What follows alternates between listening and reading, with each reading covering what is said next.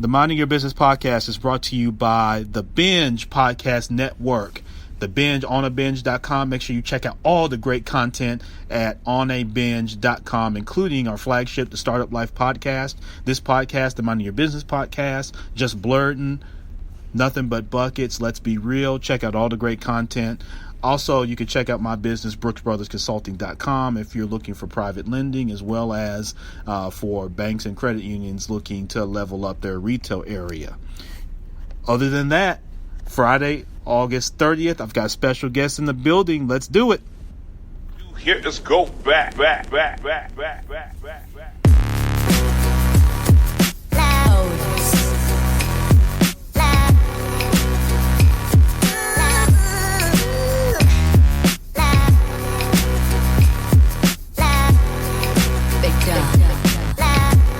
All right, I'm your host, Champ Ron. This is the Minding Your Business podcast on August the 30th of Friday. It's been a phenomenal week. There's been chicken wars between Popeyes and Chick-fil-A.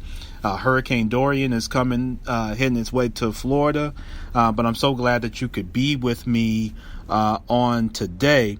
And we've got a special guest, Kanessa Muluneh, with Kanessa.net and KanessaMuluneh.net, as well as she's the founder of the Queens Football League, and a great client of Shay Brown, who is a friend and colleague here with the Minding Your Business podcast, as well as the Binge podcast network. And she's the host of Skills and Heels, which is coming to you very soon. But she's the proud founder and owner of Royal Kingdom PR firm. And so we are bringing Kanessa on. So, Kanessa, are you there? I'm here. Excellent. So glad to have you join the Minding Your Business podcast, and we're going to jump right into it. I hope everything's been well, and excited to have you on the show.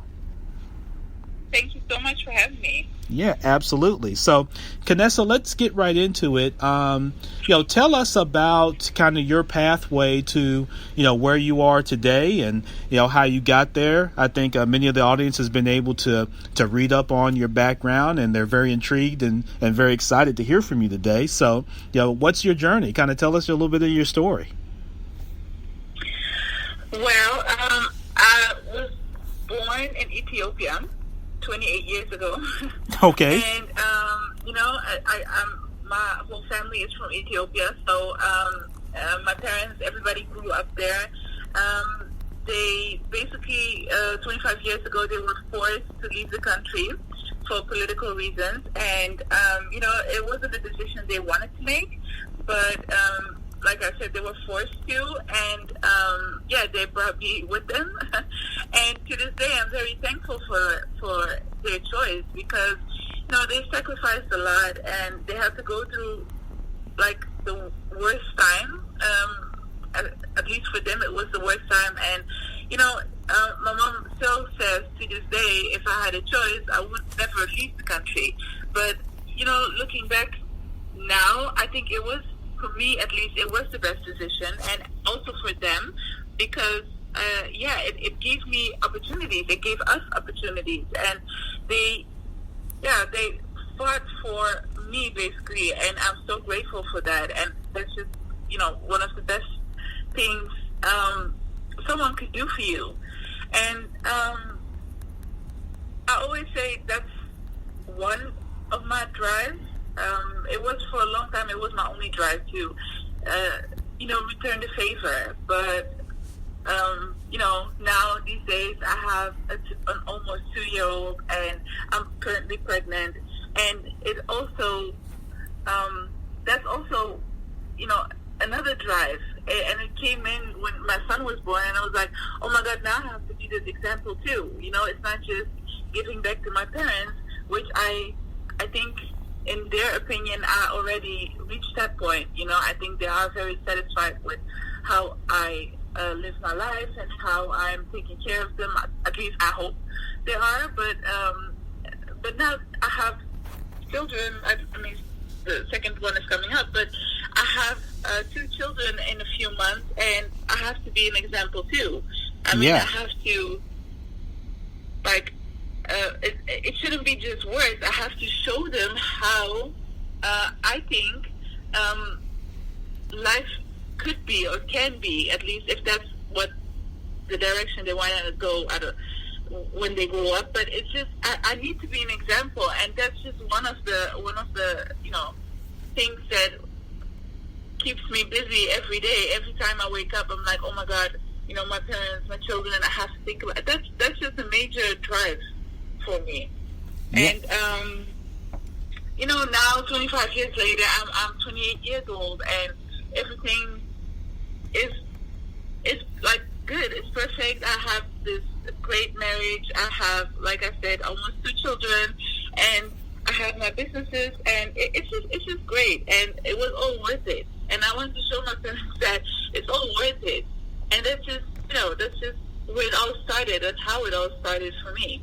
Yeah, absolutely. And so definitely congratulations on your young ones. I know that's definitely exciting, for you and your husband and growing your family. And that's definitely a very, inspiring story for your parents with the decision they made, and for you being so willing to honor them in what you do, I think is phenomenal, Kanessa. And so, talk about your business and kind of how you groomed in business and how you got to developing your current brands.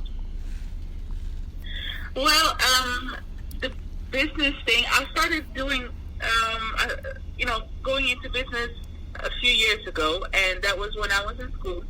And this teacher, I had this thesis I had to finish, and this teacher told me, like, okay, since you're so much into business, you have to just make a business plan. You have to act like it's a real company, but it's not really a real company. But the business plan should be, it should be actually, you should be able to use it for a real company. And I was like, what the heck is that? So I have to put all the work in it, but basically not have the company.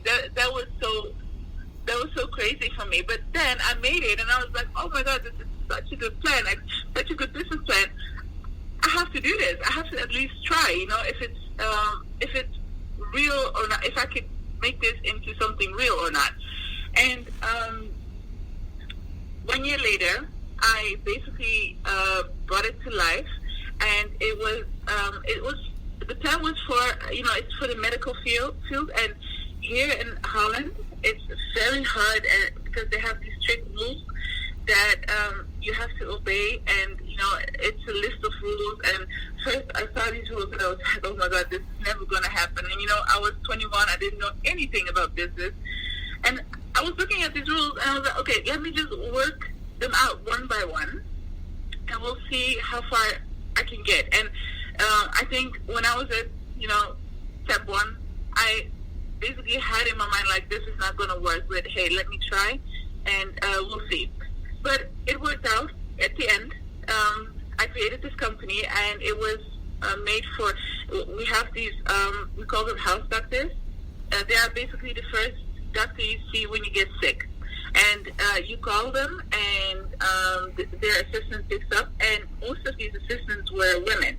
And because of many reasons, they call in sick. I mean, legitimate reasons, because of the children, because of maybe themselves being sick, or someone they take care of. It's mostly women that do that.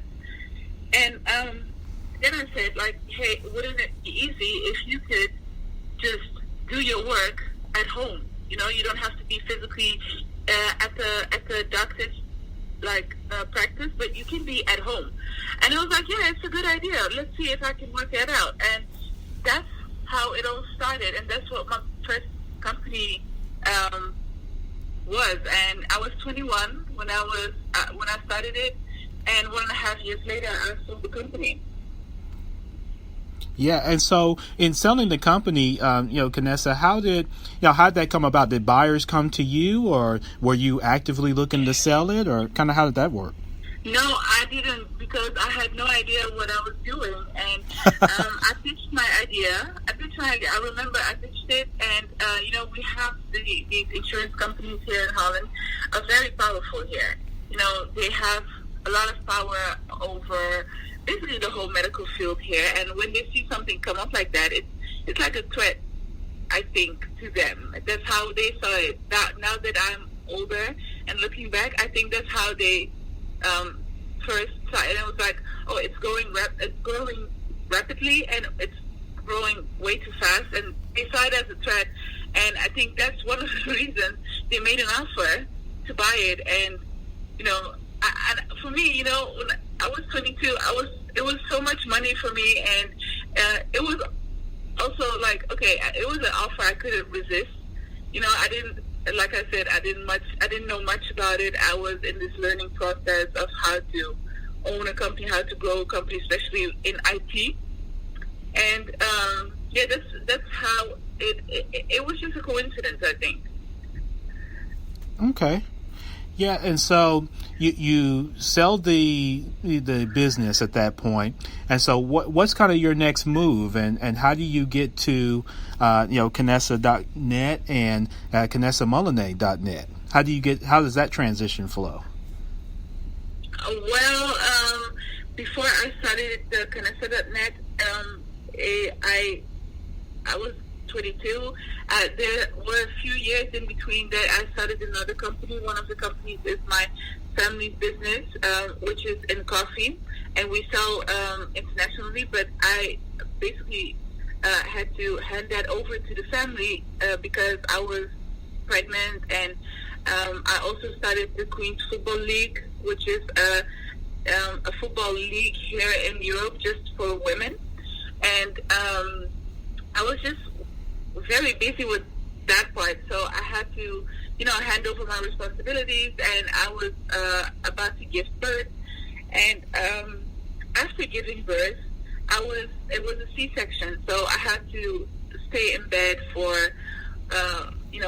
weeks.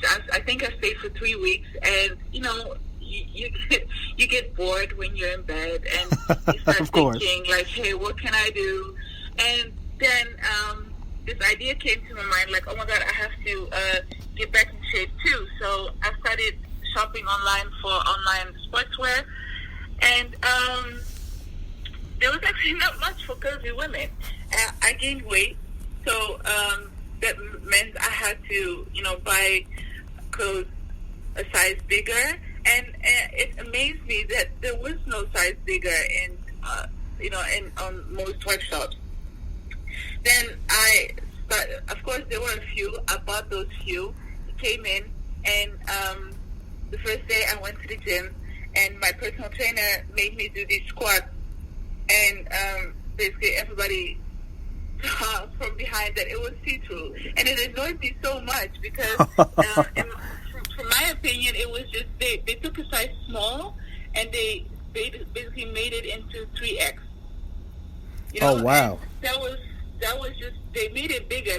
That's all that happened, and called it curvy. But it doesn't work like that. You have the curvy body has different standards. I mean, that's how I saw it, and I started to do a little research on what a curvy body actually needs to feel comfortable in sportswear. And like I said, the see-through part is a huge problem. The stitching, especially between the thighs, can be a big problem because it can damage quicker than maybe people who wear smaller sizes. So I did some research, and I said I'm going to fix problems that I'm having as a curvy woman myself. And that's how it started to roll. And 1 year later, in October, the Kanessa.net will be 1 year old. And congratulations. Yeah. Thank you. And yeah. That's how it all started, basically, by me laying in bed thinking I have to get back in shape. Yeah, don't we all? I do that too. The problem is you've got a little bit more discipline, it sounds like, to actually go do it than maybe the rest of us. Yeah, definitely. Yeah, so Kanessa Muluneh is our guest today here on the Minding Your Business podcast. And so Kanessa, in starting that brand, What's been some of the feedback, I guess, whether it's from customers or just maybe from the marketplace on social media? I know that anytime you start something that, whether you want to give it the label plus size or just for, more curvaceous women, that sometimes that can rub some people the wrong way or make some people a little insecure or whatnot. Have you ran into any of that kind of feedback as you've launched your brand? Overall, it was positive feedback overall, and especially in the beginning, people were actually praising it, and that's what gave me this confidence to continue with it. But not all feedback is positive, and it's not. I understand what they're saying. Especially let me start with the negative feedback I got. That was first someone started to say like, hey, this is just promoting obesity, and do you know what obesity is, and do you know what can cause, and it can harm the people, and blah blah blah, and they start throwing these words like you guys have diabetes and you guys have high blood pressure, and I don't know what I heard. It was just bad, and that was totally not the idea behind the brand. In my opinion, it was more, I was giving those people a solution to start a better lifestyle, to start exercising, to start, getting healthier. Yeah. And to those people, they saw it from a whole different side, and they were telling me like, no, you are basically providing them to feel comfortable in their skin and stay big, or in their words, they call it fat. And I was actually shocked that people could look at it that way. It's basically sportswear that promotes sports, exercise. And but I think you'll always have these negative comments and thoughts. But also on the other side of it, it also gives me, forces me to start thinking about how to do my marketing, how to speak to my people, and how to also explain that, by wearing Kanessa sportswear, it's a start for a better lifestyle. And, but yeah, the feedback hasn't always been good. Yeah, and that can happen. I think that happens, Kanessa, with virtually any business, right? I mean, there's always going to be naysayers, and I can't even really make the connection between, people thinking that it would tie to promoting being unhealthy when being healthy was the whole premise behind what you were doing. So who understands what those people are talking about? Yeah, who cares? You've got a successful brand, and you're doing the right thing. So, so as you're kind of growing this particular brand, and you're coming up on an anniversary, what's next? What do you see as your next steps, or maybe some things that you're working on for the brand that'll be coming up that people can look out for? My next step, like I said, these negative comments really made me think. I wanted people to like basically force themselves to live a better lifestyle. Being curvy, it's something you shouldn't be ashamed about. It's something, it's this whole body positivity movement. I like it, I love it, and you should feel great in your own skin. But I think there is there is a need of extra information, and by that I mean information like being curvy is okay and fine, but you do need to exercise on a regular basis. And I was also thinking maybe my personal trainer always tells me, Kanessa, you don't have to lose weight if you don't want to, but at least adjust this and this and this to prevent high blood pressure. Right. Because he sometimes sees me eating, and he's like, it's all fine, Kanessa, but you have to balance. It's all about balance. And then he started teaching me, like, okay, just stop eating chocolate one day, and because I was eating a lot of chocolate, and he was saying, just one day without chocolate. Can you do that? I said, that's easy. I can do that. And then he started, okay, I see you drinking so much soda. Can you just give me one whole day, 24 hours without soda? I was like, yeah, I can do that.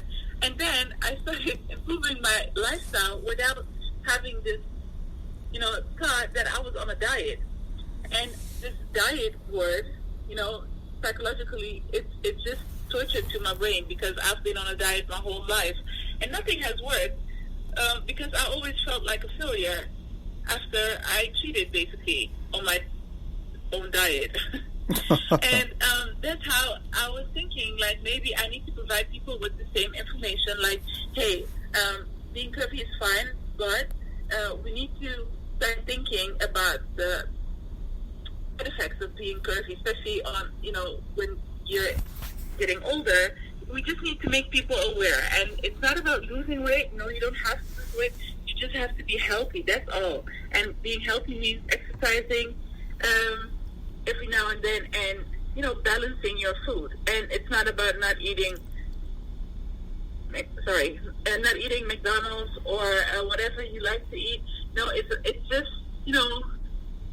keep it like I said, balance.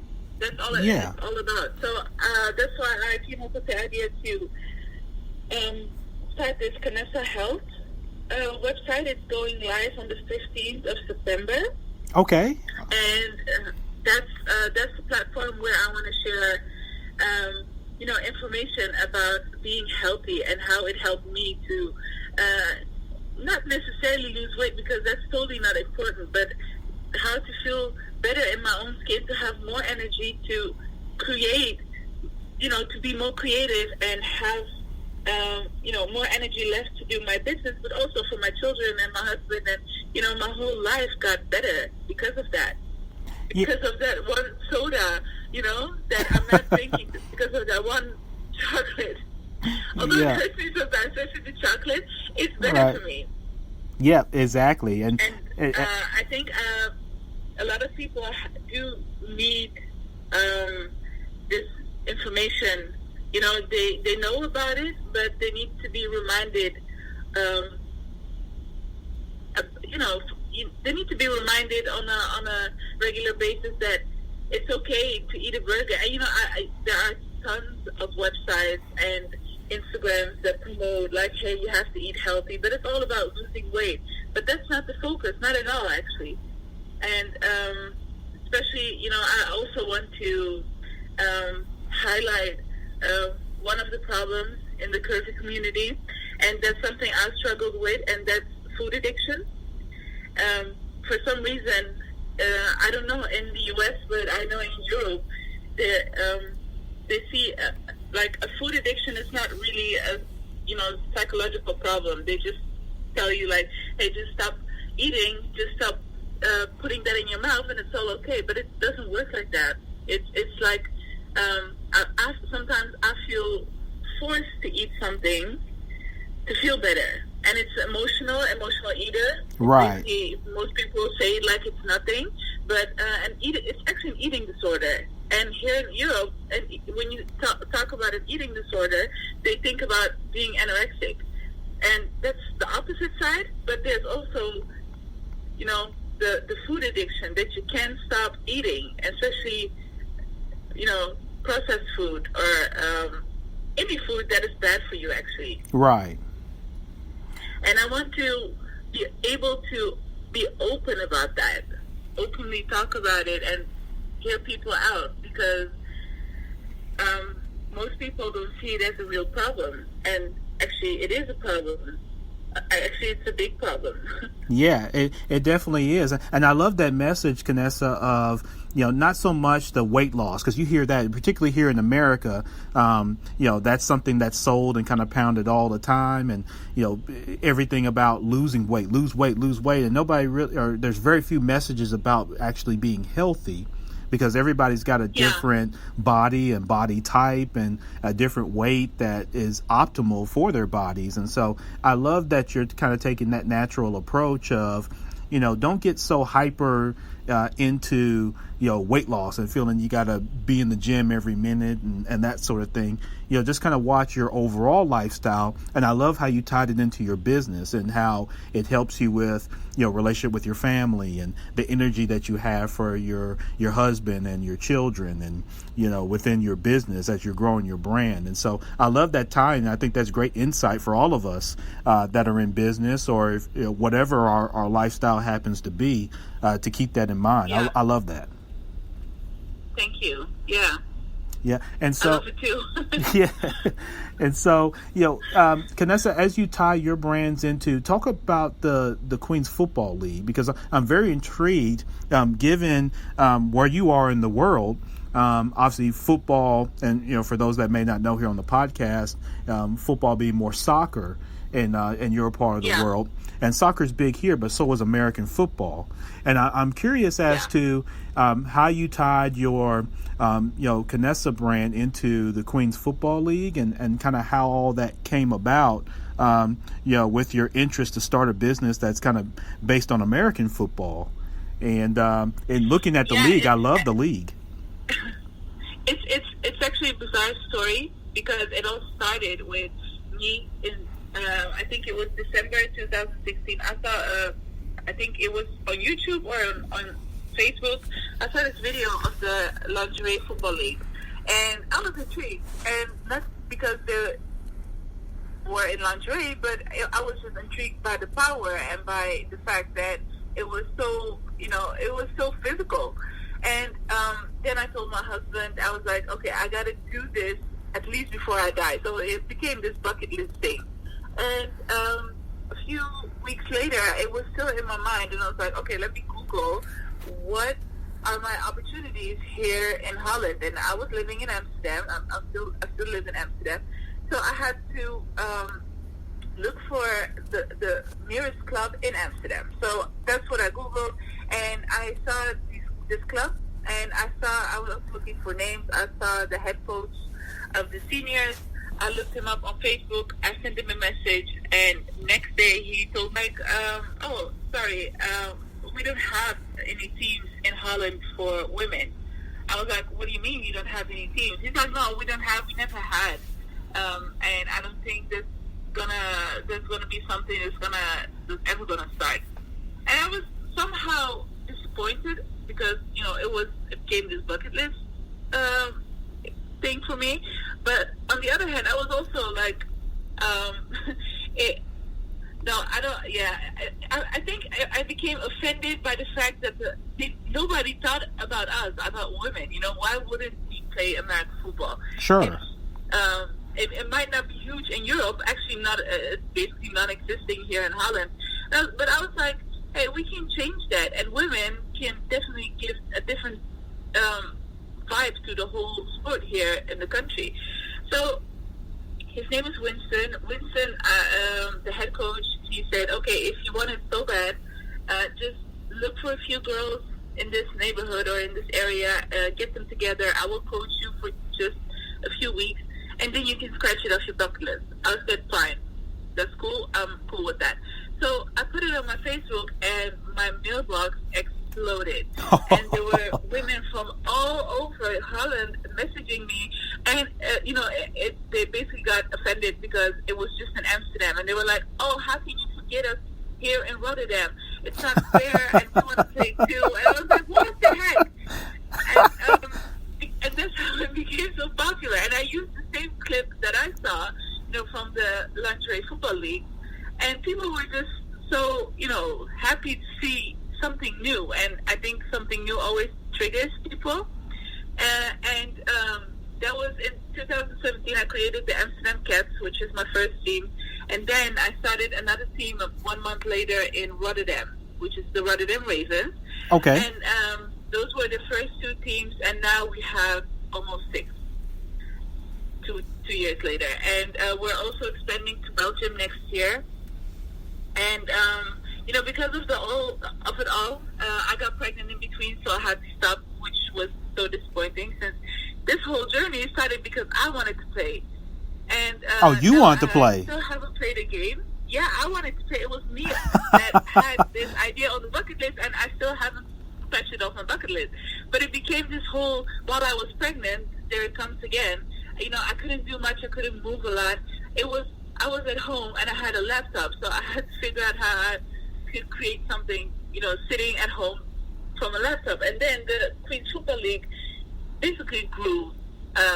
A lot of girls were interested, you know, came to our tryouts, and they were just intrigued by the fact that this new sport was coming up. And, you know, the NFL, we know the NFL. Everybody knows the NFL, but they never saw it. It doesn't even stream here on TV unless you have this special channel, you know. So it's not that people they know about it, but they're not familiar with it. Yeah. So it was very hard to convince people. At the beginning, we didn't even have fans. Nobody was coming to our practices or games.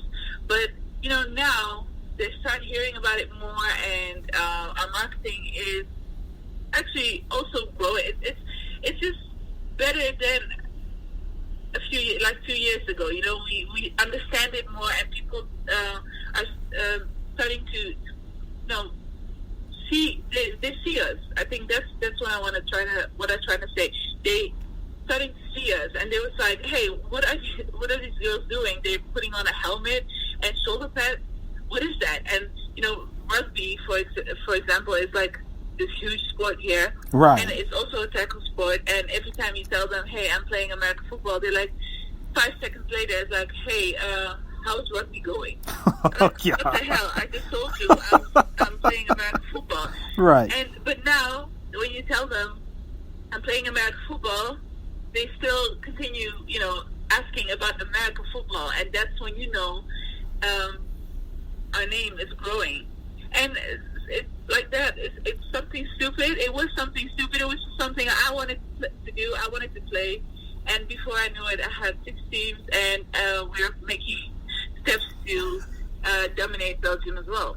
Yep, definitely. And so, Kanessa, who designed the uniforms? And let's talk about uniforms real quick, because when you mentioned the lingerie league, one of the pushbacks that I had, and I think many others, maybe you had this as well, was the uniform, and that using sexuality as the attraction, which, again, in America, I get that. That's, you know, in some ways that's the American way, unfortunately, is to utilize sexuality in that.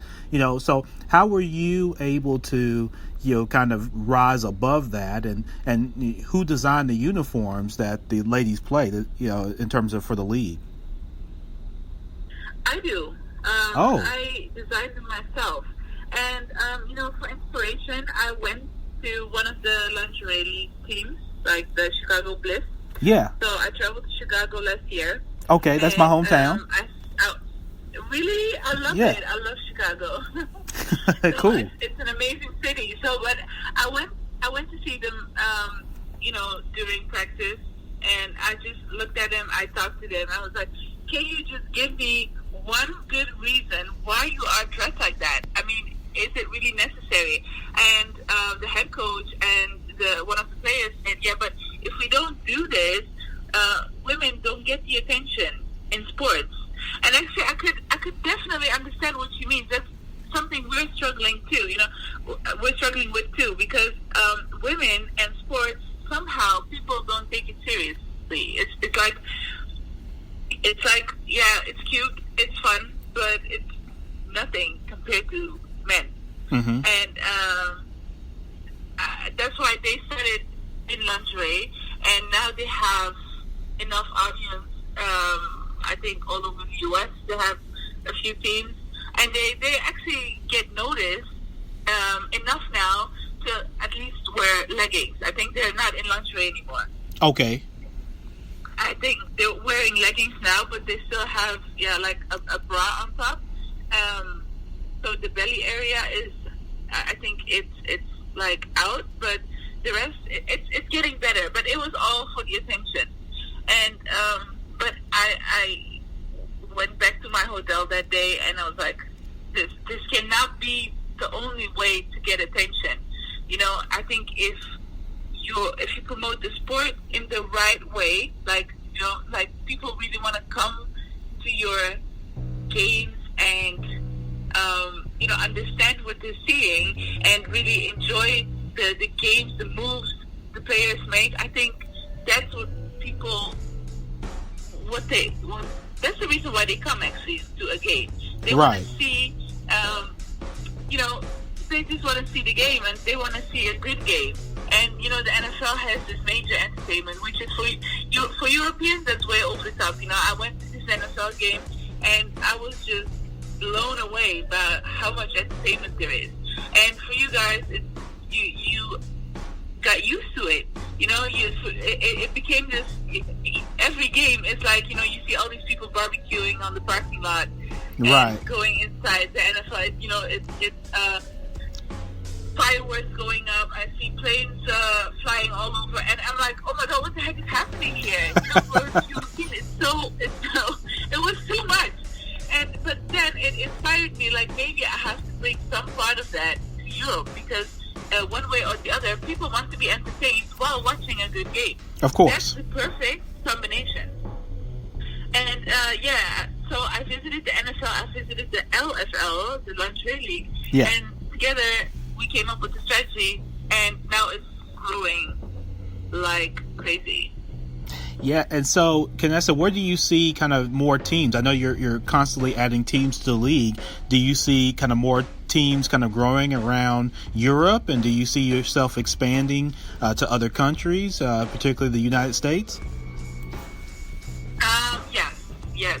I think United States will be one of my last destinations, because, or maybe not. I'm saying, I actually said that because I think it will be very hard to step in as a newbie and as a foreigner into a sport that is so big in the U.S. And I feel like, who am I as a European? I don't even know the rules, all the rules. I don't even know American football that much. The only thing I know is how to create a team and how to, expand the sport. I know the business side of it. But how serious will people take me or look at me if I would step into the U.S. and say, hey, from now on we're going to create teams all over the U.S.? I'm like, how serious can that be? And that's something that keeps me thinking, like, is that serious? Would that be a great step in the right direction? I don't know if that's. You can probably hear my doubt in my voice right now. Yeah. Well, no, I do hear it. I would say this, just to answer it off the top. I think with the way that you have presented the league so far, with what I've seen, as someone that, not that I speak for America, but I would say as a football fan, someone that played football and someone that follows football, I think that you're definitely off to a phenomenal start. And I think it can catch on here in America. I think one of the challenges was what we were talking about, Kanessa, in terms of the uniform approach, because again, America is hypersexualized and loves to see women in that kind of fashion. But I think there's a growing kind of sense of particularly in today's environment of obviously a push for equality, and I think that your league could be a conduit, quite frankly, for that notion to continue to improve in terms of the equality of women in sports. And we've got Title IX and regulations here, but I think with the kind of the right presentation with your mindset and your savvy, I think that it could do very well wherever you take it, whether it's the United States or beyond. So that's kind of my take, quite frankly, off the top. I think it can do very well here, and wherever you decide to take it. I'm a fan, and I'm looking forward to how I can possibly check out games and kind of be a part of it. I just love the presentation of it. Yeah, I love the presentation of it. Yeah, I love that.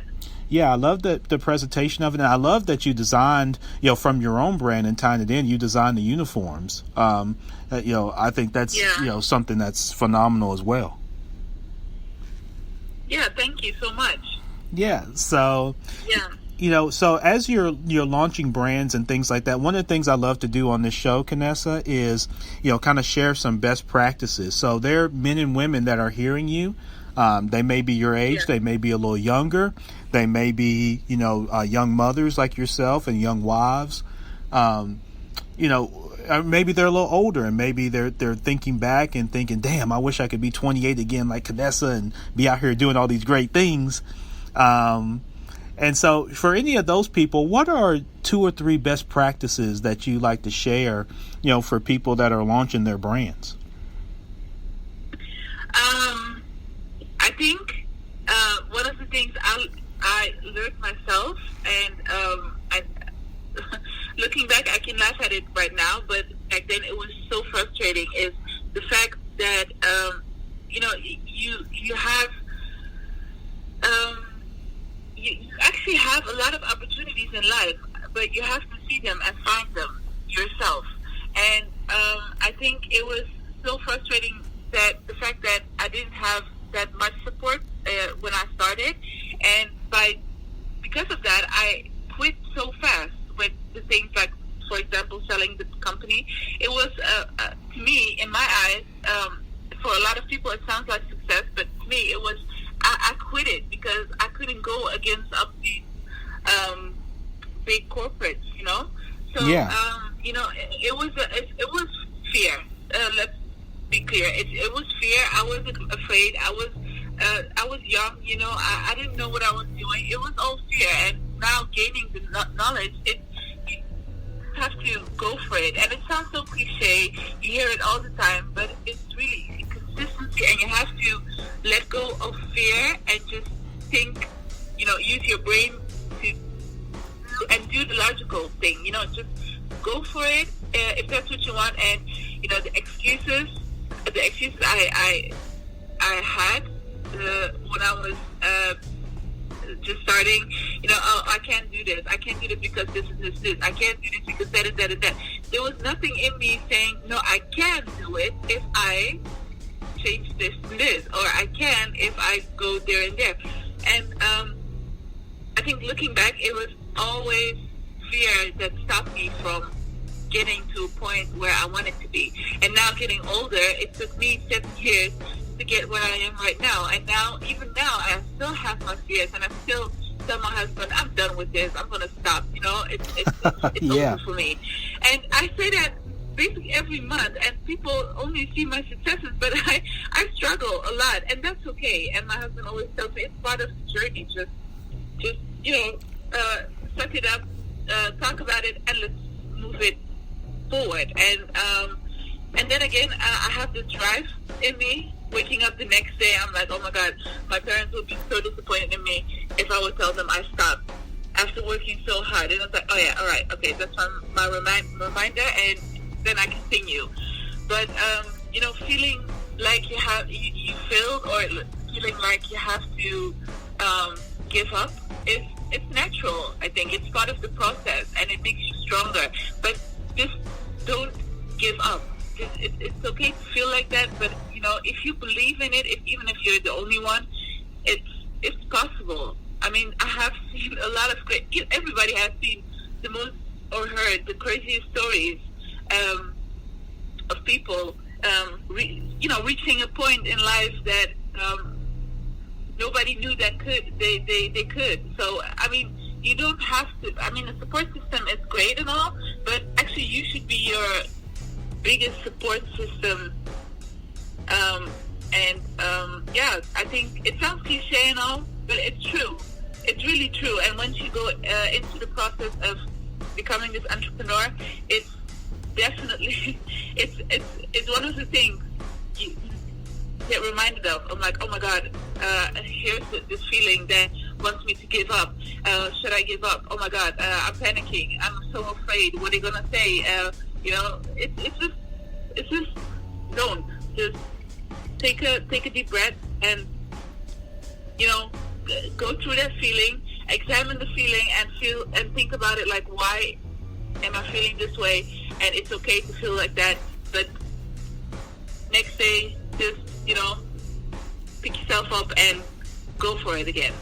Kanessa, that is some of the that is some of the best advice that I think you can ever give or anybody can receive, is what you just stated. I mean, I don't know if you realize the type of power in the statement that you just made that helps a lot of people that are listening to this podcast, in terms of you're very organic and transparent and sharing that you have your own fears and insecurities even amongst your success, and that you have to continue to drive yourself, and you've got the support of family, but even if you don't, how to continue to drive and push yourself to be successful, and acknowledge those fears and insecurities that many times a lot of us don't. And so I appreciate you sharing that, because that touched me when you said that. And I think people listening are going to be touched, and they are touched by what you just said. So Kanessa Muluneh is our guest today, all the way. Now you're in Amsterdam, is that right, Kanessa? Yes, I'm in Amsterdam in Holland. Yes. Yeah, excellent. And so she's joining us all the way from Amsterdam, and we really appreciate it. Last thing, Kanessa, how can people get in touch with you? People who want to follow you, people who want to be supportive of what you're doing now and in the future, how can they connect with you? On social media, I'm most active on Instagram and Facebook. You can type in Kanessa Muluneh, and you can find me. You can also just go to Kanessa.net and see the social media links right there. And literally everybody is welcome to email me if they want some advice or anything, whatever it is. My email is very simple. It's Kanessa@KanessaMuluneh.net. So you can also go to my blog, which is KanessaMuluneh.net. I'm easily reachable.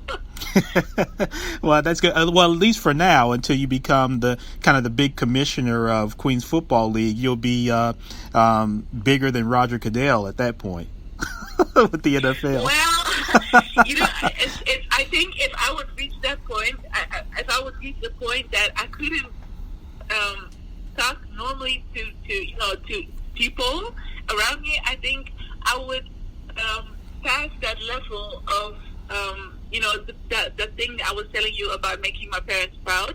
I think if I would tell my parents, like, I don't have time to speak to people, I think it would work the other way. I think my parents are more proud of the fact that I'm staying down to earth, and I have to, because that's the way they raised me. And if I would reach a point and say, okay, Mom, no, I'm too busy, I cannot talk to people, especially people who want advice and who want to grow. And she always taught me, you have to share the knowledge you have, and you have to share everything you have. I hope I would never reach that point.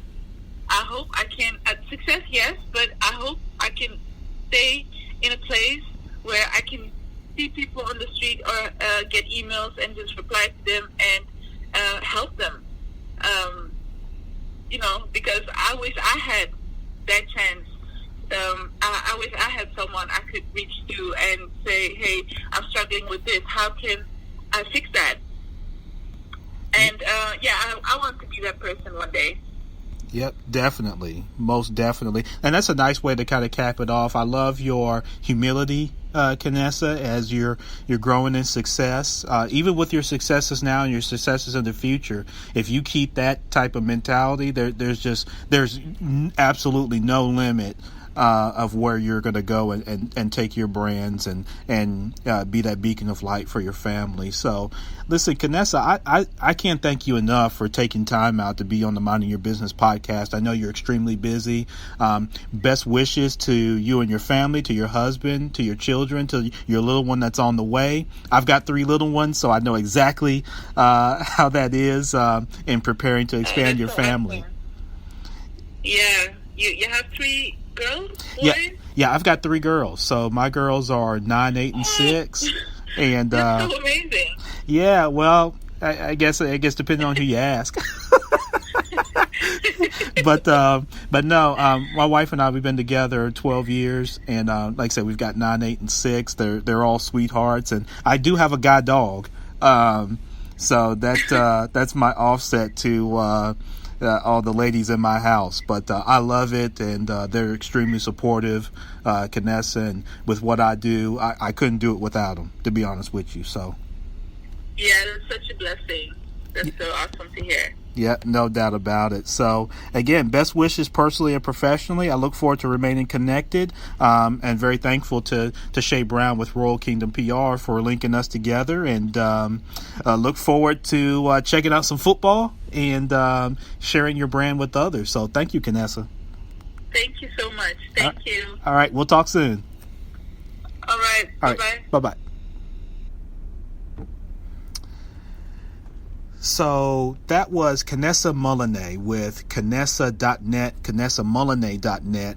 And you heard some great things about her background in terms of starting a business in healthcare, selling it, getting into other businesses, selling those, and then starting her own brand. And you notice that she's recognizing problems that she was concerned about as well as others. And so that's how a lot of times our businesses come about, right? Is sometimes we see issues or we see concerns, and we know that other people share those same concerns, and we create solutions. And you heard Kanessa speak to those solutions, and that's really what she's doing. So she's growing her family.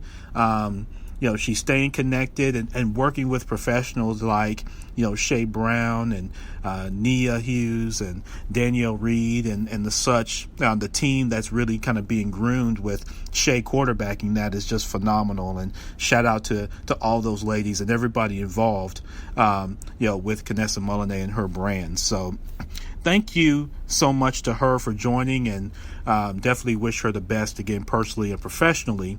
And I look to remain connected as a resource as well. So let me just kind of sum things up. I know there's a lot going on this week. People are concerned about Hurricane Dorian coming on the Atlantic coast through Florida. Definitely shout out to everybody that is down in that area. If you've got family, or if you happen to be down there, make sure that you're safe and secure. If we need to get out of there, make sure you get out of there. There's nothing that, you can't be replaced, but you can't replace life. And so make sure that you do that. Listen, y'all concerned about chicken, with Chick-fil-A and Popeyes. I think I'm probably just going to leave that alone. That's been a dead horse beaten, but there's chicken sandwiches all over, and, whatever, But one thing I did want to kind of wrap the show up with is, and it's kind of coming off the lines of what Kanessa was discussing, some of the things that's resurfaced is the video of the Breakfast Club interview with Dame Dash, who was one of the founders of Rockefeller Records, along with Sean Carter, who was Jay-Z and Kareem Biggs and that whole team out of New York. And in that interview, that's become famous, and a lot of entrepreneurs tend to like it because Dame speaks on the show about entrepreneurship and comparing people who work jobs and business owners, and he's got great passion. In my opinion, I love his passion around leveling up and wanting to have your own, and what he refers to as being a boss and that sort of thing. I love that. I think that's something that's definitely needed. It's something that drives me. But one of the things that, not to say I take issue with, but I just don't agree with, is the using that as then to contrast with someone who's an employee, and to suggest that because someone is an employee that they're not also leveling up or can't level up. And I understand between ownership and things like that, everything has a process. So Dame may not have ever worked for anybody, or may have never gone the path that so many of us or many others have gone. But one of the things that he misses, that I think DJ Envy on the Breakfast Club tried to touch on, but he just got outspoken, was any business that levels up with people. Okay, even if you're fully in technology and immersed in it and you utilize technology, that is a great way to scale. However, you still have to have people. People have to be there to make decisions, because the machine doesn't just show up on its own, right? Even to have the computer, it's got to be ordered by a person. The computer's not ordering itself, right? A person's initiating that. So at some point, human involvement is still there. And in order for a business to scale, you're still going to have to leverage people, and, everybody's got a different path. I've said this on this show that, it would not work well. Entrepreneurship wouldn't work if everybody's an entrepreneur. You know why? Because no business would ever scale. All everybody would have is, it'd be like in the ancient times where everybody's just got a booth set up and one person selling pears, another person selling apples, and everybody's selling something. And nobody's really producing anything to make anything more. And so it creates a very poorish economy. Now, I know we all have our concerns and things like that for capitalism, and I don't even have the time to get into all that. But, just be leery about adopting that mentality of putting the employee down, because, the economies work when you have people that are helping build ideas and helping build businesses, right? And many people take that route. Okay, so I always challenge people to put out an advertisement that says you're not going to accept any money from anybody that earned it from a job, and see how long you stay in business. When you get retail people that'll say crazy stuff like that, like, oh, you got to be a boss and you got to do this. Okay. Put up a sign that says you only accepting money from someone that has a business, not self-employed, because that's a created job. That's a business owner. That's truly a business owner. That's the only money you'll accept, and see how long your doors stay open. All right. That's my challenge. It stands. I've had nobody take me up on it. Funny enough. Right. So anyway, be careful about that mentality. We all have a role, and there's a process and a journey. As you heard Kanessa talk about her journey, there's a journey for all of us to travel. And so to put anybody else's journey down because of how you feel about yours, I think is short-sighted. And that's my opinion. That's from Champ Ron. You can tell him I said it. So listen, we had a phenomenal show. It was great to have, again, Kanessa Muluneh on the show. Kanessa.net, KanessaMuluneh.net. If you want to book her, you want to connect with her on social media through her sites, and through Shay Brown with Royal Kingdom PR. Listen, thank you all so much for joining. I appreciate your participation. Like, share this podcast with 10 of your friends and 5 of your enemies. And make sure you come back here. We're going to be back again next week for episode number 107. We're continuing to move the train down the tracks. So thank you all. Have a great weekend, great holiday weekend with Labor Day. Be safe and go be great.